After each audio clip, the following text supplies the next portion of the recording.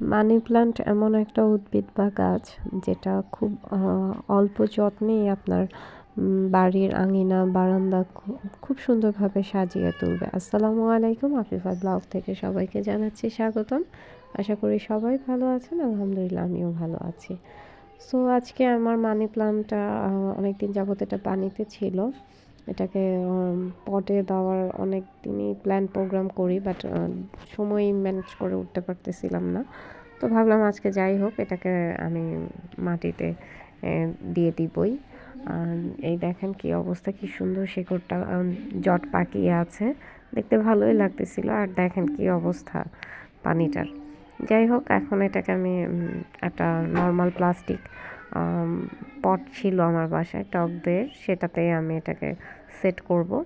তো এখানে দেখেন আমার মিডিয়াটা আগে থেকেই তৈরি করা ছিল। এখানে আমি 2 রকমের মাটি, বালি, ছাই, গোবর এগুলো মিক্স করে শুকিয়ে আমি একটু একসাথে করে রেখে দিয়েছিলাম। যেহেতু আমার বারান্দায় অনেক রকম গাছ আছে, অনেক সময় এটা আমার লাগে, তো আমি এক্সট্রা এটা করে রাখি আগে থেকেই।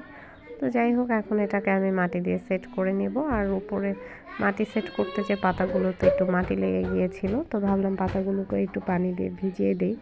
আর এর ফলে কি হবে, মাটিটাও ভিজে আসবে, তো আর আমার এক্সট্রা পানি দিতে হবে না। আর আমি মূলত মানি প্ল্যান্টে একদিন পর পর পানি দেই পর্যাপ্ত পরিমাণে। আর নিচে ফুটো করা আছে টপে, তো যাই হোক এক্সট্রা পানিটা ওখান থেকে চলে যায়। এই তো তাকে তার জায়গায় দিয়ে দিলাম যেখানে আমি রাখবো ভেবেছিলাম।